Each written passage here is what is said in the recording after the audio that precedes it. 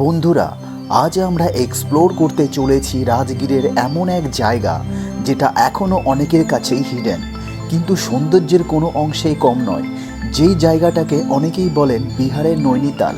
হ্যাঁ বন্ধুরা, আজ আমরা চলেছি ঘোড়াকাটোরা লেক, রাজগীরের অন্যতম সুন্দর ও ট্রেন্ডিং ট্যুরিস্ট স্পট। ঘোড়াকাটোরা লেক এই নামটা শুনলেই কৌতূহল জাগে, তাই না? এই লেকটির আকার কিছুটা ঘোড়ার শরীরের মতো হওয়াতেই এর নাম রাখা হয়েছে ঘোড়াকাটোরা লেক। রাজগীরে যারা ভ্রমণে আসেন তাদের ট্র্যাভেল লিস্টে এই জায়গাটা এখন সবার প্রথমের দিকেই থাকে। রাজগীরের মূল শহর থেকে প্রায় 12 কিলোমিটার দূরে শহরের কোলাহল, যানবাহনের ধোঁয়া আর ব্যস্ততা ছেড়ে একটা গভীর প্রাকৃতিক বনের মাঝখানে নিঃশব্দে লুকিয়ে আছে এই লেক। বন্ধুরা, আজকে সকাল সকাল 8টার দিকে চলে এসেছি ঘোড়াকাটোরা লেক যাওয়ার জন্য।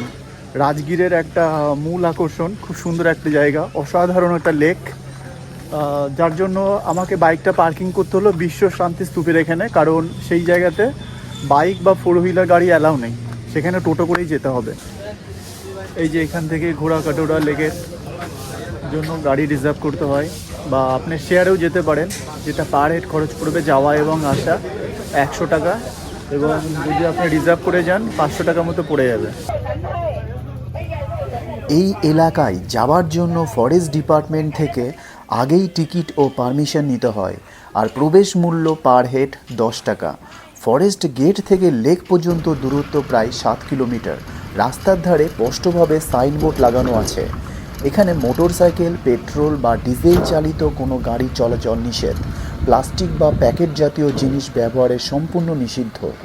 এইসব নিয়ম একটাই কারণে, বন্যপ্রাণীদের নিরাপত্তা ও এখানকার প্রকৃতিকে দূষণমুক্ত রাখা।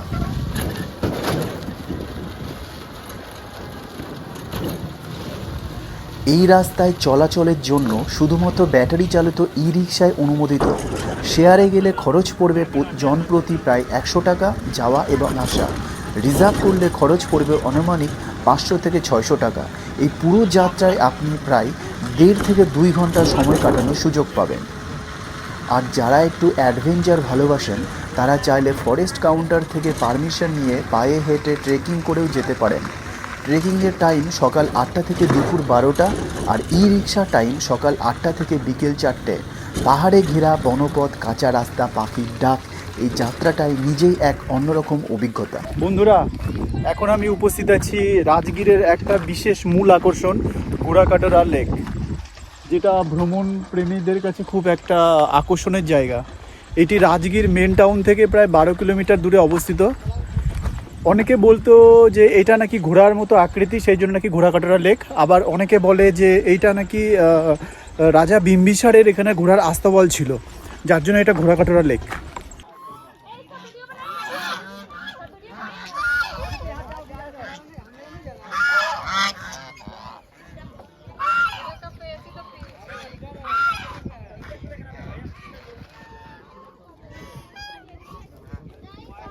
এইটা রাজগীরের ট্যুরিস্টদের জন্য একটা খুব ভ্যালুয়েবল জায়গা। চারিদিক দিয়ে পাহাড় দিয়ে ঘেরা দেখতে পাচ্ছেন, এবং মাঝখানে খুব পরিষ্কার জলের বা নীল জলের একটা হ্রদ আছে। সেই হ্রদের জলের যে ঢেউটা খুব সুন্দর। এইটাই সেই বিহারের নৈনিতাল, যেটা বর্তমানে সোশ্যাল নেটওয়ার্কে ট্রেন্ডিংয়ে আছে। চারিদিকে পাহাড় দিয়ে ঘেরা, এবং মাঝখানে সুন্দর একটা নীল কালারের ঝিল, তার মাঝখানে ভগবান গৌতম দেবের একটা 70 ফুট মূর্তি। আর আমার পিছনে যে বুদ্ধ প্রতিমাটা দেখা যাচ্ছে তার উচ্চতা 70 ফুট। এটা নভেম্বরে 2018 সালে এটাকে তৈরি করা হয়েছে। লেকের কাছে পৌঁছানোর পর যে দৃশ্য চোখে পড়বে তা সত্যি ভাষায় বোঝানো কঠিন। চারিদিক দিয়ে সবুজ পাহাড়ে ঘেরা, পাহাড়ের কোলে শান্তভাবে শুয়ে আছে এই প্রাকৃতিক লেক। রাজগীর শুধু ঐতিহাসিক শহর নয়, এটা বিহারের অন্যতম ট্যুরিস্ট হাব। পৃথিবীর বিখ্যাত নালন্দা বিশ্ববিদ্যালয় এই রাজগীরের এলাকাতেই অবস্থিত। ঘোড়াকাটোরা লেক রাজগীরের সবচেয়ে পরিষ্কার ও নিরিবিলি জায়গাগুলোর মধ্যে একটি। শীতকালে এখানে সাইবেরিয়া ও আন্টার্কটিকা থেকে পরিযায়ী পাখিরা আসে। এখানে দাঁড়িয়ে আপনি একটা গাড়ির আওয়াজও শুনতে পাবেন না, শুধু পাহাড়, বাতাস আর নিস্তব্ধতা।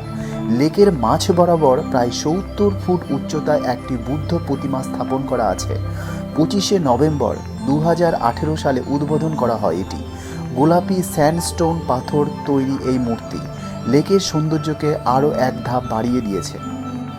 অনেকে বলেন রাজা বিম্বিসারের ঘোড়ার আস্তাবল নাকি এখানেই ছিল, সেখান থেকে নাম ঘোড়াকাটোরা লেক। আবার অনেকের মতে লেকের আকৃতি ঘোড়ার শরীরের মতো হওয়ায় সেই কারণেই এই নাম। তবে ইতিহাস যাই বলুক, এই লেকের সৌন্দর্য এবং এখানকার লোকেশন সকল ভ্রমণ প্রেমীদেরকে আকৃষ্ট করেছে। এখানে বোটিংয়ের ব্যবস্থা রয়েছে।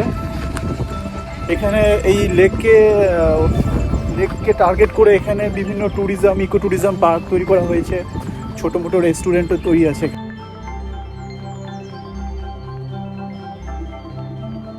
এক সময় এই জায়গায় তেমন কোনো সুযোগ সুবিধা ছিল না।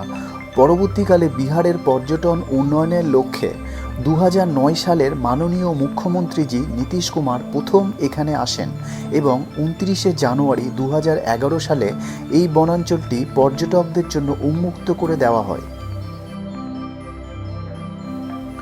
সব মিলিয়ে ঘোড়াকাটোরা লেক শুধু একটা ট্যুরিস্ট স্পট নয়, এটা প্রকৃতি, ইতিহাস আর শান্তির এক অপূর্ব মেলবন্ধন।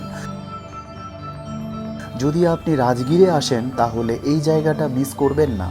আর ভিডিওটা ভালো লাগলে লাইক দিন, চ্যানেলটাকে সাবস্ক্রাইব করুন আর এমন সুন্দর জায়গার অনুসন্ধান পেতে চ্যানেলটির সঙ্গে থাকুন।